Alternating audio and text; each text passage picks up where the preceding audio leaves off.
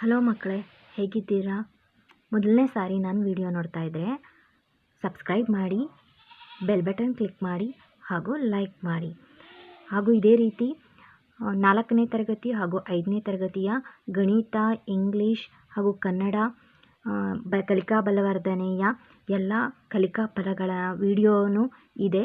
ದಯವಿಟ್ಟು ಅವುಗಳನ್ನು ನೋಡಿ ವಿವರವಾಗಿ ಅದರಲ್ಲಿ ಹೇಳಿದ್ದೇನೆ. ಈಗ 5ನೇ ತರಗತಿ ಗಣಿತ ಕಲಿಕಾ ಬಲವರ್ಧನೆ ದತ್ತಾಂಶ ನಿರ್ವಹಣೆ ಕಲಿಕಾ ಫಲ 13. ನೀಡಲಾಗಿದ್ದ ಆಕೃತಿಗಳಿಗೆ ಸೂಚನೆಯಂತೆ ಬಣ್ಣ ಹಾಕಿ. ಕೊಟ್ಟಿರೋ ಕೆಲವು ಆಕೃತಿ ಕೊಟ್ಟಿದ್ದಾರೆ, ಅವುಗಳಿಗೆ ಯಾವ್ಯಾವ ಬಣ್ಣ ಹಾಕಬೇಕು ಅಂತಲೂ ಹೇಳಿದ್ದಾರೆ. ಆ ಕಲರಿನ ಬಣ್ಣಗಳನ್ನು ಹಾಕ್ಬಿಡಿ. ಇಲ್ಲಿ ನಾನು ಹಾಕಿದ್ದೀನಲ್ವಾ, ಈ ರೀತಿ ಸರ್ಕಲ್ಗೆ ಕೆಂಪು, ವೃತ್ತಕ್ಕೆ ಕೆಂಪು, ಹಾರ್ಟ್ಗೆ ಹಳದಿ, ಹಸಿರು, ನಕ್ಷತ್ರಕ್ಕೆ ಹಸಿರು, ಷಡ್ಭುಜಕ್ಕೆ ಗುಲಾಬಿ, ತ್ರಿಕೋನಕ್ಕೆ ಕಪ್ಪು. ಮೇಲಿನ ಚಟುವಟಿಕೆಯಲ್ಲಿ ಬಣ್ಣ ಹಚ್ಚಿರುವುದನ್ನು ಗಮನಿಸಿ ಆಕೃತಿಗಳಿಗೆ ತಕ್ಕಂತೆ ತಾಳೆಗೀಟು ಹಾಕಿ ಎಣಿಸಿ ಸಂಖ್ಯೆ ಬರೆ. ಯಾವ್ಯಾವ ಚಿತ್ರಗಳು ಎಷ್ಟೆಷ್ಟು ಸಂಖ್ಯೆ ಇದೆ ಅನ್ನೋದನ್ನು ಎಣಿಸ್ಬಿಟ್ಟು ಈ ರೀತಿ ತಾಳೆಗೀಟನ್ನು ಹಾಕಿ ಬರಿಬೇಕು.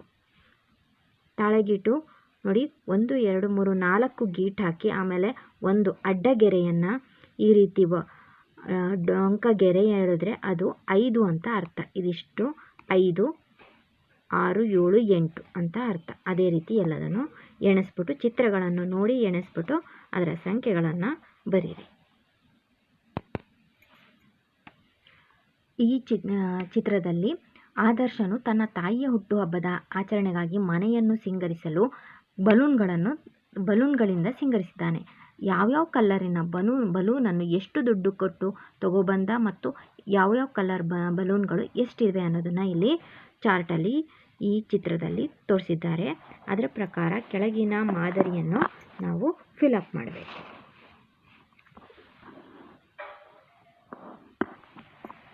ನೀಲಿ ಬಣ್ಣದ ಬಲೂನ್ ಎಷ್ಟಿದೆ? 8 ಇದೆ. ಹಸಿರು 8 ಇದೆ. ಹಳದಿ 4 ಇದೆ. ಕೆಂಪು 3 ಇದೆ.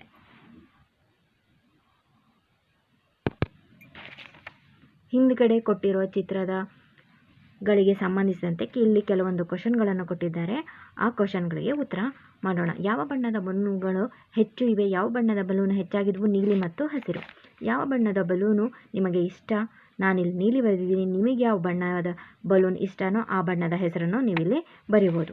ಹಳದಿ ಬಣ್ಣಗಳ ಬಲೂನುಗಳಿಗೆ ಖರ್ಚಾದ ಒಟ್ಟು ಹಣವೆಷ್ಟು?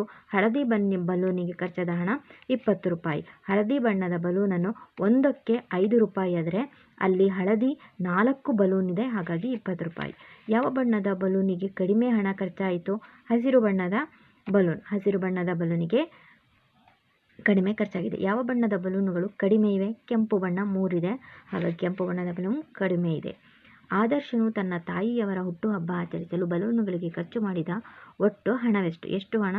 ಒಟ್ಟು ಅವನ್ನೆಲ್ಲ ಟೋಟಲ್ ಮಾಡಿ ನಾವು ನೋಡಿ, ಇಲ್ಲಿ ನಾನು ಬರೆದಿದ್ದೀನಿ ಎಷ್ಟೆಷ್ಟಕ್ಕೆ ಎಷ್ಟೆಷ್ಟು ಹಣ ಖರ್ಚಾಗಿದೆ ಅಂತ. ಹಸಿರಕ್ಕೆ 20, ಕೆಂಪು ಬಲೂನಿಗೆ 30, ನೀಲಿ ಬಲೂನಿಗೆ 16, ಹಳದಿ ಬಲೂನಿಗೆ 8, ಒಟ್ಟು 74 ರೂಪಾಯಿಗಳು. ಒಬ್ಬ ಅಂಗಡಿಯವನು ವರ್ಷದ ಮೊದಲ 5 ತಿಂಗಳಿನಲ್ಲಿ ಮಾರಾಟ ಮಾಡಿದ ಪುಸ್ತಕಗಳು ಕೆಳಗೆ ಸೂಚಿಸಲಾಗಿದೆ. ಒಂದು ಅಂಗಡಿಯಲ್ಲಿ ಅವನ ಮೊದಲ 5 ತಿಂಗಳಲ್ಲಿ ಎಷ್ಟೆಷ್ಟು ಪುಸ್ತಕಗಳು ಖರ್ಚಾಗಿದೆ ಅನ್ನೋದರ ಪಟ್ಟಿಯನ್ನು ಇಲ್ಲಿ ಕೊಟ್ಟಿದ್ದಾರೆ. ಅದನ್ನು ನಾವು ನೋಡ್ಬಿಟ್ಟು ಕೆಳಗಿನ ಪ್ರಶ್ನೆಗೆ ಉತ್ತರನ ಬರಿಬೇಕು. ಮೇಲಿನ ದತ್ತಾಂಶವನ್ನು ಚಿತ್ರನಕ್ಷೆಯ ರೂಪದಲ್ಲಿ ರಚಿಸಿ. ಒಂದು ಪುಸ್ತಕ ಅಂದರೆ ಅರ್ಥ 50 ಪುಸ್ತಕಕ್ಕೆ ಸಮ ಅಂತ ಅರ್ಥ.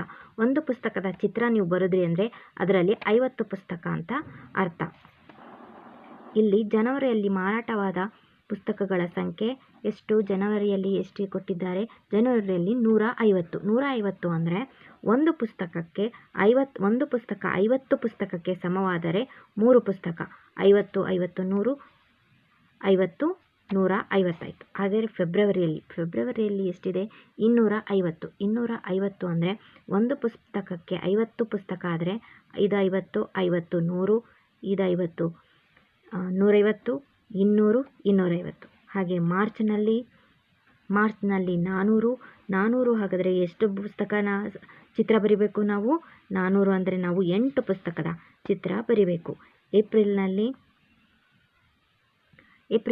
300 ಅಂದರೆ ನಾವು 6 ಪುಸ್ತಕದ ಚಿತ್ರ ಬರಿಬೇಕು. ಒಂದೊಂದು ಪುಸ್ತಕ 50 ಪುಸ್ತಕಕ್ಕೆ ಸಮ. ಮೇ ತಿಂಗಳಿನಲ್ಲಿ ಎಷ್ಟು? 200 ಪುಸ್ತಕ ಅಂದರೆ 4 ಪುಸ್ತಕದ ಚಿತ್ರ ಬರಿಬೇಕು. ಒಂದೊಂದು ಪುಸ್ತಕ 50 ಪುಸ್ತಕಕ್ಕೆ ಸಮ. ಹಾಗಾಗಿ 4 ಬರೆದರೆ 200 ಆಯಿತು. ಈ ಕೆಳಗಿನ ದತ್ತಾಂಶವು ಒಂದು ಹಣ್ಣಿನ ಅಂಗಡಿಯ ಜನವರಿ ತಿಂಗಳಿನಲ್ಲಿ ವಿವಿಧ ಹಣ್ಣುಗಳ ಮಾರಾಟದ ವಿವರವನ್ನು ನೀಡುತ್ತದೆ. ಓಕೆ, ಒಂದು ಅಂಗಡಿಯಲ್ಲಿ ಹಣ್ಣಿನ ಅಂಗಡಿಯಲ್ಲಿ ಯಾವ ಹಣ್ಣುಗಳು ಎಷ್ಟೆಷ್ಟು ವ್ಯಾಪಾರ ಆಗಿದೆ ಅನ್ನೋದನ್ನ ಬರೆದಿದ್ದಾರೆ. ಅದನ್ನು ನಾವು ದತ್ತಾಂಶ ಸ್ತಂಭ ನಕ್ಷೆಯ ಮೂಲಕ ನಾವು ಅದನ್ನು ಬರಿಬೇಕು. ಈ ರೀತಿ ಇಲ್ಲಿ 10, 20 ಅಂತ ನಾವು ಸಂಖ್ಯೆಗಳನ್ನು ಹಾಕೋಬೇಕು. ಇಲ್ಲಿ ಮಾವಿನ ಹಣ್ಣುಗಳ ಹೆಸರುಗಳನ್ನು ಬರಿಬೇಕು. ಮಾವಿನ ಹಣ್ಣು 80, ಪಪ್ಪಾಯ 70, ಸೇಬು 90, ಕಿತ್ತಳೆ 80, ಅನಾನಸ್ 75.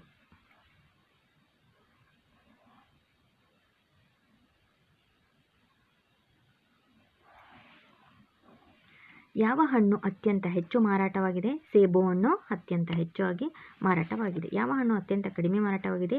ಪಪ್ಪಾಯ. ಜನವರಿ ತಿಂಗಳಿನಲ್ಲಿ ಮಾರಾಟವಾದ ಒಟ್ಟು ಹಣ್ಣುಗಳು 395 ಹಣ್ಣುಗಳು. ಈ ಎಲ್ಲ ಹಣ್ಣುಗಳ ಸಂಖ್ಯೆಗಳನ್ನು ನಾವು ಕೂಡಿಸಬೇಕು. ಆವಾಗ ಒಟ್ಟು ಹಣ್ಣುಗಳ ಸಂಖ್ಯೆ ಸಿಗುತ್ತದೆ. ಈ ಕೆಳಗಿನ ದತ್ತಾಂಶವು ಗ್ರೇಡ್ 1ರಿಂದ ಗ್ರೇಡ್ 5ರವರೆಗಿನ ಶಾಲಾ ವಿದ್ಯಾರ್ಥಿಗಳ ಸಂಖ್ಯೆಯನ್ನು ಪ್ರತಿನಿಧಿಸುತ್ತದೆ. ಯಾವ್ಯಾವ ಶಾಲೆ ಮಕ್ಕಳು, ಎಷ್ಟು ಜನ ಮಕ್ಕಳು, ವಿದ್ಯಾರ್ಥಿಗಳ ಸಂಖ್ಯೆ, ಅವರು ಎಷ್ಟನೇ ಗ್ರೇಡಲ್ಲಿದ್ದಾರೆ ಅನ್ನೋದನ್ನು ಸೂಚಿಸ್ತಾ ಇದೆ. ಅದನ್ನು ನಾವು ಸ್ತಂಭ ನಕ್ಷೆಯಲ್ಲಿ ಈ ರೀತಿ ಬರೀಬೋದು. ಇಲ್ಲಿ 20, 40 ಈ ರೀತಿ ನಂಬರ್ ಹಾಕೋಬೇಕು. ನಾವು ನಂಬರನ್ನು ನೋಡಿ ಹಾಕೋಬೇಕು. ಕೊಟ್ಟಿರೋ ಸ್ತಂಭ ನಕ್ಷೆಗೆ ಅದರಲ್ಲಿ ಸರಿ ಹೊಂದುವಂತೆ ನಂಬರ್ಗಳನ್ನು ನಾವು ಹಾಕ್ಕೊತಾ ಹೋಗಬೇಕು.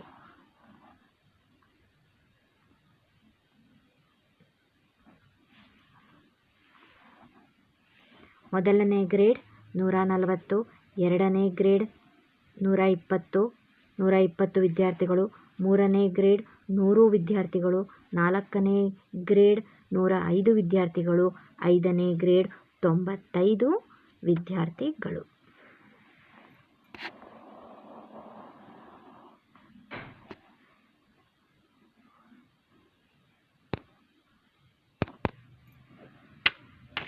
ಕೆಳಗೆ ನೀಡಲಾದ ಚಿಹ್ನೆಗಳನ್ನು ನೋಡಿ. ಈ ರೀತಿ ಒಂದೊಂದು ಸರ್ಕಲ್, ಇದೇನು ಚಿತ್ರ ಕೊಟ್ಟಿದ್ದಾರೋ ಅದು ಒಂದು ಸರ್ಕಲ್, ಒಂದು ಚಿತ್ರ 25ಕ್ಕೆ ಸಮ ಅಂತ ಅರ್ಥ.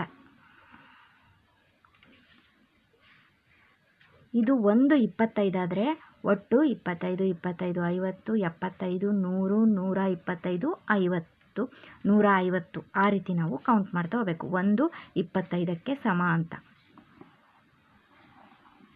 ಅದಕ್ಕೆ ತಕ್ಕಂತೆ ಕೆಲವೊಂದು ಪ್ರಶ್ನೆಗಳು. ತೋಟದಲ್ಲಿ ಎಷ್ಟು ತೆಂಗಿನ ಮರಗಳಿವೆ? 150. ತೋಟದಲ್ಲಿ ಎಷ್ಟು ತಾಳೆ ಮರಗಳಿವೆ? 125. ತೋಟದಲ್ಲಿ ಎಷ್ಟು ಹೊಂಗೆ ಮರಗಳಿವೆ? 75. ತೋಟದಲ್ಲಿ ಒಟ್ಟು ಎಷ್ಟು ಮರಗಳಿವೆ? 600 ಮರಗಳಿವೆ.